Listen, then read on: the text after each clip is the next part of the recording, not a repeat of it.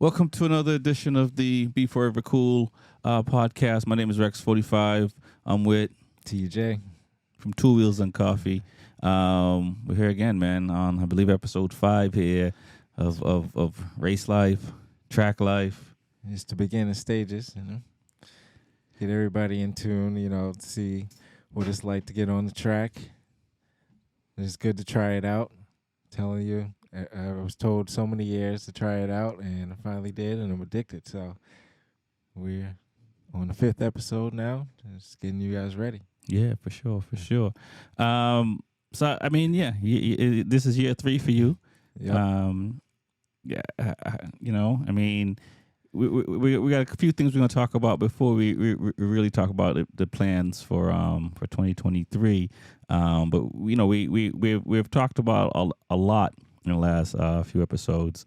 And that episode's coming out every Wednesday at midnight, or actually Tuesday night at midnight, which is Wednesday morning. You know what I mean? So definitely keep checking that out. And thanks to everyone that's been giving us such crazy feedback. When we started this thing, and we were just like, all right, we'll put it out and see what happens. And it's been pretty crazy so far. But yeah, definitely check out our other episodes. In this one, we're really going to talk about, how do you know your bike is ready for the track, right? And how do you get through tech? Tech is the way to get to the track. Obviously, by this point, you're even if it's a track day, you have to go through tech, and track day rules are a little bit different than race rules. So you've read the manual, you've got to the section where it tells the rule book. You've got to the section where it tell you you need to your bike wire tie. And talk about your process of when you were getting. Your bike was already wire tied. you didn't have to worry about that. But you have a friend. We have a friend, Josh, Yeah. and we had to get his bike wire tie and safety wire, I should say. Wire tie is not the right word at all. We had to get the right drills and drill bits to put some holes into some caliper bolts and the oil drain plug. What the other one? The rear brake. Yeah. Brake caliper. Brake calipers. Every bike may be a little different. Because on my KTM RC390, I only have to safety wire just one side, just based on how the axle is on the front. So every bike is going to be a little bit different, but the rule book is going to point that out. And the folks at Tech will point that out. How many drill bits did you go through? Well, I should ask Josh, but maybe like 3 packs probably. Yeah, I think I went through at least for the whole bike. For the whole bike, I think I went through like 15. Yeah. That's probably just too much strength. Yeah. But they're the brittle.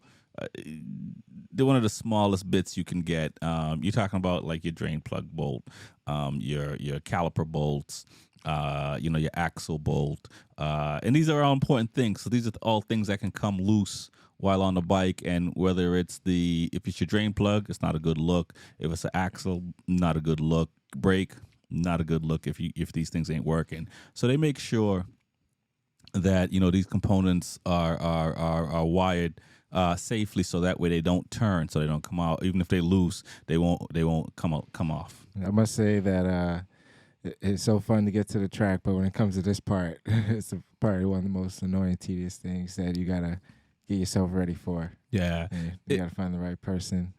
So you will need a vise to hold some bolts in place. And there are companies out there, and there are folks that manufacture bolts. So depending on your bike, I mean, if it's a R6 or one of the 600s, chances are you can probably buy the bolts already pre-drilled.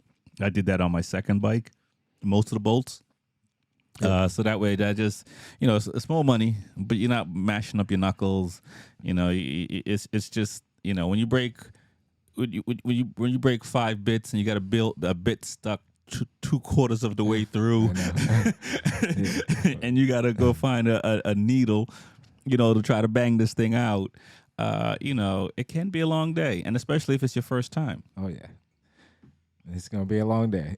It was a long day when we was doing it, and we was in the backyard with you. We was there for like 3-4 hours just doing like just the front calipers. I think. Yeah, no, it's a learning process, and at the end of the day, like we have said in previous episodes, it's kind of worth going through it and doing it yourself, even though you're gonna bust up your knuckles, you're gonna be mad. Grab some ice, grab something to drink, not too crazy, and just have some friends around that can take turns if possible.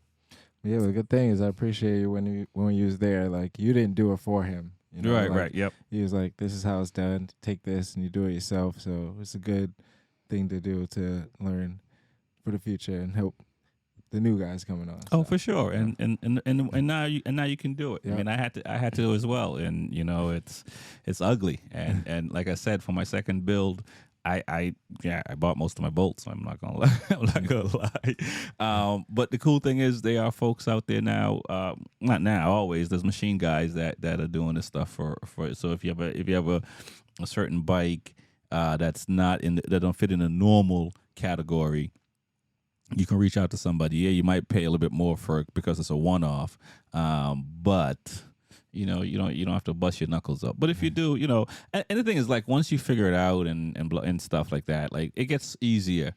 But and again, you can be one of these people that just do it right the first time. God bless you.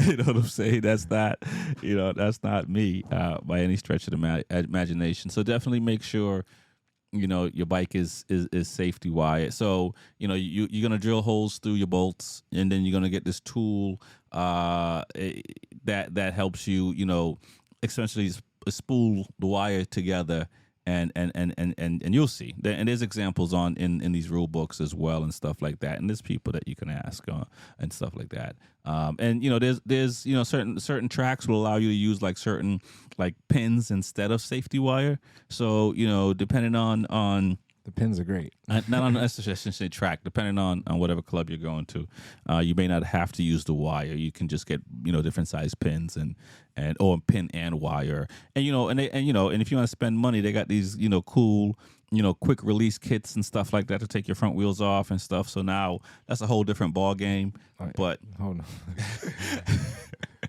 When I see all the guys, they're like, "Yeah, you need the quick release in this." I'm like, "Man, I'm just getting my feet wet." Just that's it. That's gonna come. Yeah. No, it's man, that's the biggest part. Like there's all the stuff to make your life easy costs a lot of money. So you end up just doing it the poor person's way, because you got to pay for races at the end of the day. Yeah. It's great that you got all the latest things on your bike, but if you can't pay for races, then you're just talking about how great your bike is. So you got to pick and choose your battles. Yeah, that's tough. So yeah, safety wire is very important, and then when you go through tech, make sure your brake pad's good. Check your brakes. Make sure there's no leaks. For sure, yeah, that's most important. That's one of the biggest things is leaks. A lot of folks, I've seen folks forget to tighten drain plugs, the oil drain plug, and check for leaks. I for a long time I just kind of just changed my oil, changed brake fluid, engine ice, and that was it for a long time. This last year was very challenging. I had a lot of bike issues, and a lot of things probably could have been avoided if I just gave my bike the once over. Yeah, so I've noticed that. So I'm trying to slowly keep up with the process, keeping the oil changes. There's some guys that change their oil every time they go to the track. For sure. And I don't know how many races they be running, but just keeping the bike fresh. And I got a friend, Jim, who always cleaning his parts, taking his bike apart, polishing them down. Yeah, we're gonna try to get Jim on the show, because I was thinking about this earlier today, and he's like the perfect person to get on the show because he's very meticulous, and I can't explain it like he can. And it just he made a very good point to me. It's like You're doing all this, you're working all this, you're using your time, and it's like you're gonna travel 1,000 miles and come to the racetrack and can't race because you didn't look over your bike. Yep. Where's the smart in that, essentially? And I had to figure that out too, because it's like, yeah, it's like, oh, I can't race, and it's just kind of like, yo, you just spent, $500, $600, $700, depending on where you're coming from. Last year, gas was crazy, so every trip was a grip, easily. Speaking of my friend Josh, excuse me, he hasn't raced in a while, and when he went out there, after like having a year off, he did a couple laps, and then when he came back, like his belly pan was full of water. I mean, oil. Yeah. And we was like, what's going on? So the problem was that his oil washer was basically bent up. Right. And it wasn't like that before. He put the bike away a year ago, so it had to be ran to figure that out, like really hard. But you always got to check your bike. Yep. Always. Oh, After every race, you look through it, and it's good to clean it, all the parts off best you can. So. Got you. And keep in mind, after you do all these things to your bike, you're gonna go to tech, and tech is gonna find something. Not always, but they're gonna be like, oh, you got to do this thing right here. Oh, they got me. I did the safety wire on my front brake calipers, and it was like not in a straight, tight line. It was like a little U. And it was like, you might want to do these over. I'm gonna let you pass, but yeah, change those up. Got you. So, and keep in mind, tech is there to keep us safe at the end of the day. Yes. Keep us from harming ourselves. And I've come to just accept. You have no choice really. You either have a good attitude when you go through tech, or you don't. And it's just better to have a good attitude, because if they don't give you that sticker, you're not going on a track. You always walk by tech, and there's like bikes leaning against the wall. Yeah, people got to go fix stuff before they go out on the track. And again, it's for our own safety at the end of the day, our safety and others. And so, there's nothing wrong with tech. It got someone to send you back. Make sure you bring tools with you, because you may have to tighten something up or change something depending on, what you have. I mean, if you have a friend that's good, or you have resources of folks that can, I'm sure there's garages or race shops that, they'll set your bike up for you probably. I will always say, even then, give it a once over. It's your bike. You know what I mean? But it's all right. There's enough time. Generally, there's people there that will help you if you're struggling. If you got to come back and do something to your bike, the rules are there. But I've seen people use turkey pans for their belly pans, right? Yeah. So you don't necessarily have to have the latest and greatest. Oh yeah, you do need the underbelly. Yeah. Like the street bikes, they don't come with that, so you do need that. And yeah, it's fun. You got to get out there. It is a ball. So yeah, you have your bike safety wired. You've gone through tech, and now this is gonna be you got to do this regardless if you're doing a track day, regardless if you're doing a classroom or you're going racing. You gotta get your bike tech, and then you pretty much you're ready. If you're a fast guy, you may want slicks or DOTs with tire warmers. If you're a slow person, you can run your street tires with no tire warmers. So on that, when I first got to the track, I was on street tires, so I didn't know when it was right to go to slicks. So they just say as long as you can keep heat in the tires, keep a good pace, which I realized my lap times were pretty consistent, even when I was running slower times.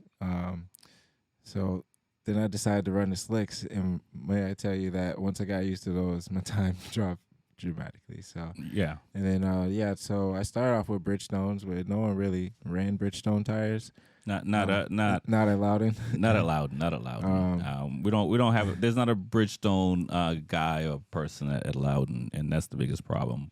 Yeah, but they held up pretty well. I didn't have really any slippage and anything like that. But the following year I switched to Pirelli, and I'm getting used to those tires. So it's good to try different brands, but tires are expensive. So there's a lot of guys that give away takeoffs for some money, or you can find friends who can lend you some tires just to use at your pace. Right, right. Yeah, and when you're first starting out, if you go to slicks, definitely it does get expensive. When I first started out, I ran street tires, and I kind of went into a few different brands. When I first started out, I was on Dunlops, and then I went to Pirelli. I went to Michelin. I went to Bridgestone. Went back to Michelin, and and I might even go to Pirelli this year. I'm on the fence, so stick with Michelin. Like Bridgestones, the Michelins are similar to the Bridgestones, and they gave me a really good feel. And my Michelins now, like I know when they're done. When they're not done, they work well, and it's easy to say that right now on the mic, but obviously temperature outside and all that stuff plays a part in it. But for a rider that if you can't generate heat in your tires, the Michelin works really well. The Bridgestone worked really well, especially when you're first starting out. So that's when it's good to take a notebook. I never realized like what it understood to like keep heat in your tires. Like you could ride fast all you want, but it also depends on the temperature. I went out there on a colder day, and I ran the same temperatures in the tires that I usually run, and I came back and my PCI was higher. Yeah. I mean, lower. So I wasn't running enough heat in the tires. Yeah, I think you meant your PSI. PSI, yeah. It wasn't running enough heat in the tires. So exactly, and that's gonna come with when you're quick. You know what I mean? When you're first out there, you're figuring out body position. You're trying to figure out what a brake, where your braking marker is. You're trying to figure out where your line is. So, when you're first out there for the first year, it's just really learning. So you don't really have to worry about the tire warmers and that kind of thing. Now, if you're a fast guy and or gal, and if whether it's your first time out there or you came from dirt bike world or whatever the case, or street riding, aggressive street riding or whatever the case may be, you may automatically just be fast on the track. Yeah, but you got to make sure the tires are warm, because my first time on the track with the 400, I didn't have tire warmers, and it was street tires. Right. And I fell in turn 1A, and I asked everybody, what did I do wrong? And they said that I had cold tires. Well, I mean, but you think about this, right? When you were on the street with street tires and you go riding and you guys stop for gas or to chill out or whatever and go back and go ripping again, they hold, right? Yeah, that's street riding. So they do hold. You know what I mean? They do hold. I mean, I think cold tires can play a part in it, but body position when you first out there, you know what I mean. Again, it depends on how much knowledge you have. If for me, I had no knowledge, so everything was new. Every feeling, every sensation, every gear was just kind of like, what's going on? The bike leaned over, weight on my core and all that. That was all relaxing my arms and all that. That took a while. I mean, now I can just I just have enough to hold the throttle full open and I can relax. But that all takes time. Takes a lot of seat time. So definitely. I'm not trying to say don't worry about tire warmers right now, but when you first out there, there's just so much that when you'll know. It's so much to take in. You'll definitely know. You definitely got to take step by step, and every lap that you go around, you can't like rewind. So you're gonna have to go around and do it again. Right. And that's the only way you get it right. Yeah. And listen, you're doing the same thing over and over and over. If you're going down a racetrack, or if you're on a racetrack and you're doing something different every time, you're not riding the bike the right way. You're not riding the right way. It's all about just you braking at the same point, trying to take the same lines. Obviously, if there's bike on the tracks in front of you, you can't ride your line. So you make those adjustments for sure. But at the end of the day, you're trying to be consistent, and the more consistent you are, the faster you're going to become. Yeah, and you just follow your friends. I got a couple guys that I always follow, Sam and Mike, a couple other guys out there that we try to run the same pace. They're faster than me, but I learn a lot. Yes. Always go out there and watch them different yeah, corners. For all of us. See what people use for gears, for brake. Yeah, and even if you don't have a friend, someone will see you out there. I was in NC Bike, and I was out. I was like only 2 bikes out, and one of the guys I was competing with in the Azure series, you know, he tapped on the back of the bike and back of his tail and told me to follow him for a couple of laps, and just to kind of show me how much quicker I can go.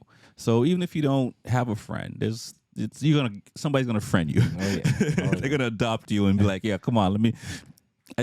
Come on, I can show you how much quicker you can go. And that's the cool part about the track, right? It's like, people will help you become better and go compete against you. They're not going to wish you any ill will. Well, not to my knowledge. I haven't had that experience. I mean, I've had some stuff that I wonder, what people were doing, but that's that, when it's the end of the season and some people might be more competitive than others, and riders help out other riders, and I'll just leave it there. Yeah, the end of the season, the double points come around, it gets colder. Yeah, everybody. Yeah, so so there's always folks out there that will help us get better. There's a lot of stuff on the track to think about when you're out there, and which you just got to have the bike right. Yeah, wow. Have the bike right, and you'll have the fun out there. So once you get through tech, it's game on. Yeah, pretty much. Pretty Just much. get your mind right, and get your pace. You'll find someone out there that you can follow.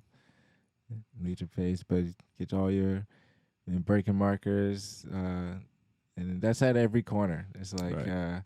You gotta have something that when you're about to brake. Right. That you and can you talk a little bit about braking markers a little bit more, because it's sometimes it's not as obvious, right? Yeah. So I'm still new in the game, So I'm not talking like no professional or anything like that, but I realize your braking markers change as you get faster. So like when you get out there, you at turn 1, you might brake at like 4 or 3. Right. And, then, and when he says 4 or 3, like tracks, you'll see like a 4 board, a number 3 board, a 2 board, a 1 board type of thing like that. Sometimes there's cracks on the ground. Sometimes it's the paint changing. Sometimes it's the bleachers. It's whatever your braking markers is, whatever works for you. So that way you brake and hit the apex and come off the brakes. Yep, it's all about hitting the apex. So you gotta have something you look at. You focus on the track at all times. Yeah. Solid. So, but yeah, it's very important to get your braking markers down. And these are, and that's what you do in practice, right? When you go out there for the practice sessions. I mean, like I did a lot of new tracks in 2021, and so that's no excuse. At the end of the day, you just go out there and try to you just try to find your points, and you look and you push, and as they've told me in school, and probably you as well, it's I lost my train of thought. I mean, I had something. It was Well, I mean, when you go around the track, you got to get your braking markers down, because you're flexing the bike. Right. You want to stop. You don't want to crash. So your braking is very important. And then your body position, I think, comes after. And once you get those 2 down, and then you can start moving a little faster, and then your markers change again.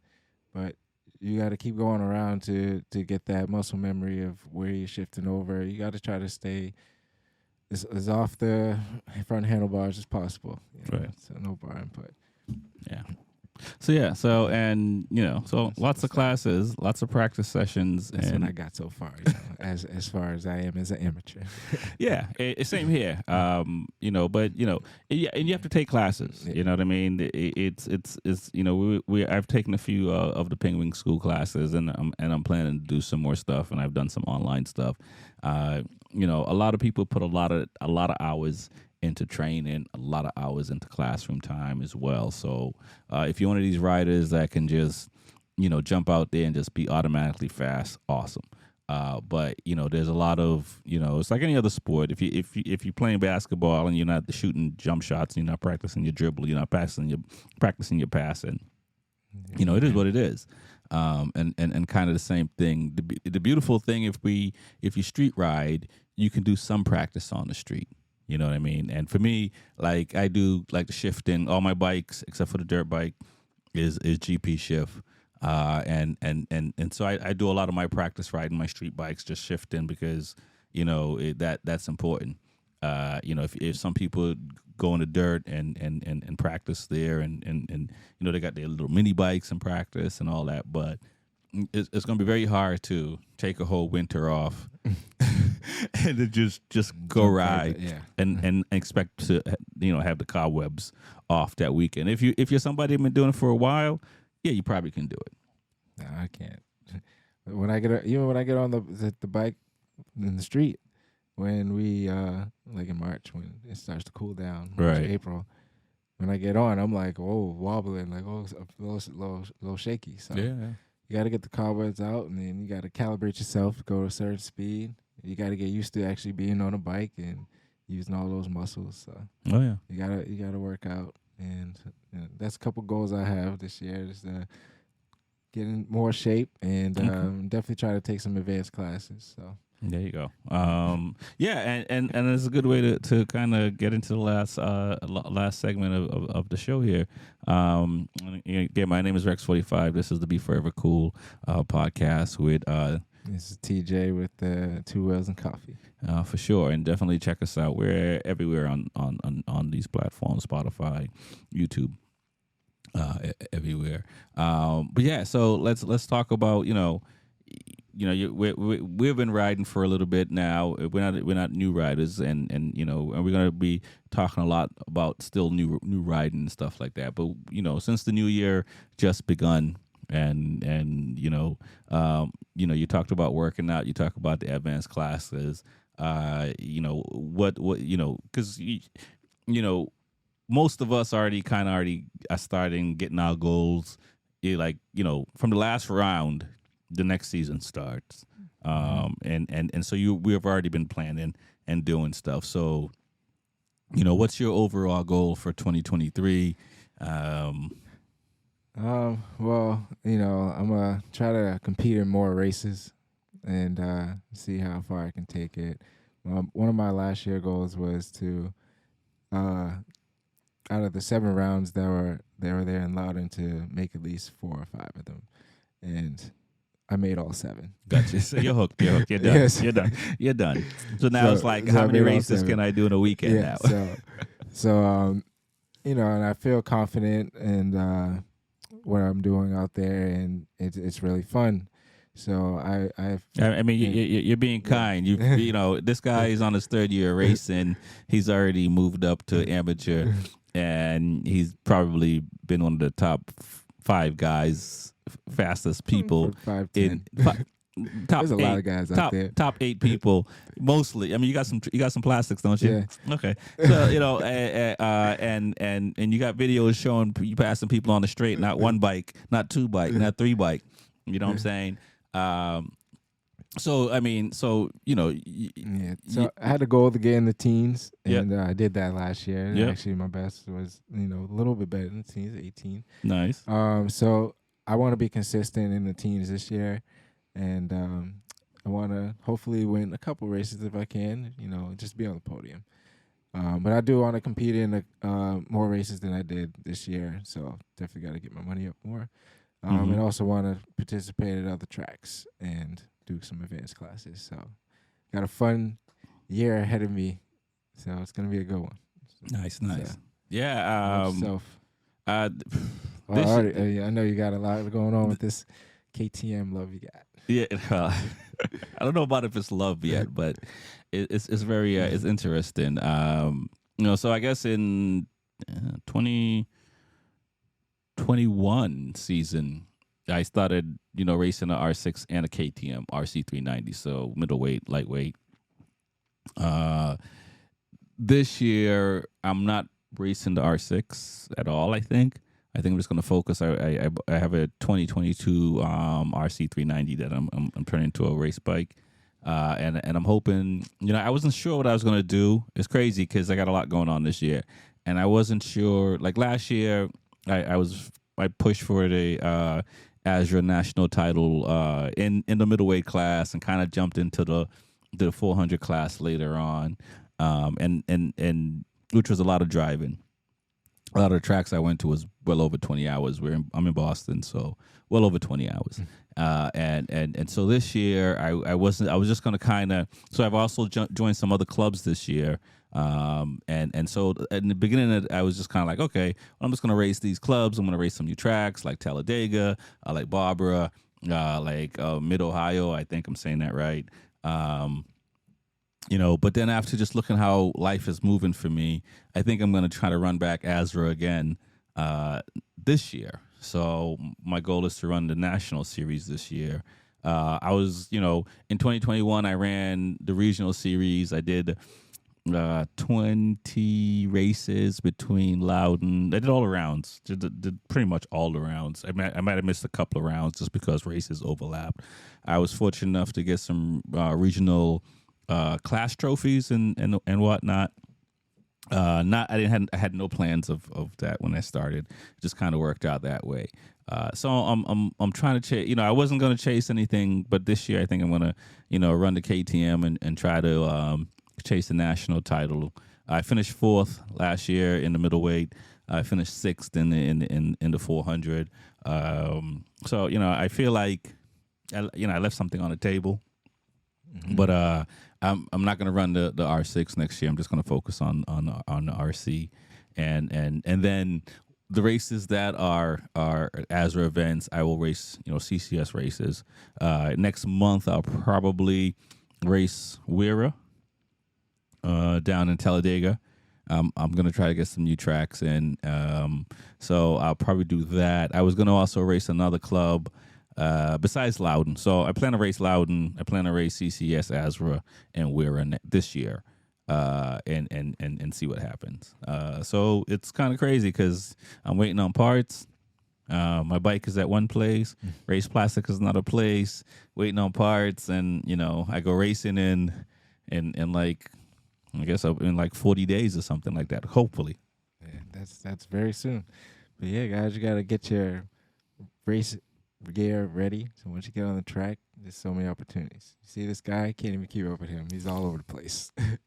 There's so many places you can go as long as you got the equipment to travel. But I'm almost there. So. Oh, listen, that it's gonna take some years, but you gotta get your feet wet. Yeah.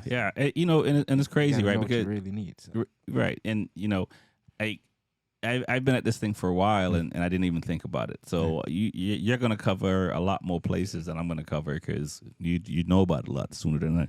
I didn't even think to race up and down the East Coast and stuff like that, or cool. Go out to Black Hawk at Chicago and race. But now my overall goal is to race as many racetracks as I can in the U.S. That's my overall goal at this point. I'm not really trying to win regional titles or anything like that. It's I'm an enthusiast. I like the new tracks. I like the challenge of it and trying to get up to speed as quickly as possible. And it's also just a new track and it's fun. So that's kind of where my goal is. That could change in a few years. But I'm an enthusiast at this point. You know what I mean? I'm not. I was never really trying to make a living from it, but I had aspirations, once upon a time to probably do 1 or 2 races, in Motor America. But we'll see how it goes. At this point, like I said, it's just more just doing the new racetracks and because there's a lot of tracks in the U.S. I did not know that either. And then having a racing license, you have the opportunity to get around. Yeah, and who knows? Who knows with Motor America? I can probably still race the twin class. One day. I shouldn't say one day because time is limited. You know what I'm saying? I'll probably run out. I'll probably age out before I get in there. But anything is possible. If I can run times that are competitive. Why not take a chance? No? Yeah, well, we'll see. And that's the goal for this year as well. Just to get the times up, be more consistent. Just ride the bike. I had injuries in 2018 and craziness in 2017. So coming back from that and getting my body right and all that, it's been a journey. But the last couple of years I've been able to find some speed and so that this year is kind of like that's the mindset. Yeah, the crazy thing is you find speed and then you slip up. and then you gotta go, wait, how do I find that again? Exactly. It's interesting because it's mental. You know what I mean? Obviously, you have to have the physicality. Obviously, you got to train. I don't, when you're young, you could probably get away with little to no training. But if you're going to be, doing the drive-in, doing all that, you got to be in some shape. It's not like you're athletic and go on the court and always cross people up. Exactly. No. So you got to be in shape to do the thing. But when you go out there and have a good race, I mean, you may not even have a good weekend. You may just have one race that's just like, or you might have a good weekend. Like, the ride going home, it's amazing. Oh, it's amazing. It's amazing. It's amazing. You'd be so tired though, but it's so amazing. So amazing, and so, and that's the thing. I've, like full disclosure, like I've, like when I switched from the SV to the R6, and all my experiences on twins up until that point, like my first year as an amateur was at the back of the line until I can understand how to ride the bike. You know what I mean? And then but then you find your feet and you find pace and you find like, oh, now you're not at the back, you're in the middle of the pack now, and now you can kind of get up into third or second or lead a race for some laps or whatever the case may be. It's an amazing feeling. Oh, it is. Leading a race is also another crazy feeling. I have never done it, but I can already imagine like the pace you gotta set. I just don't want to lose focus. As a novice, be like Mark Marquez on his trail. As a novice, and I mean, I might have got a whole shot here and there, but no, I've the second is the best I've gotten. As they say, I'm the first loser. But it is.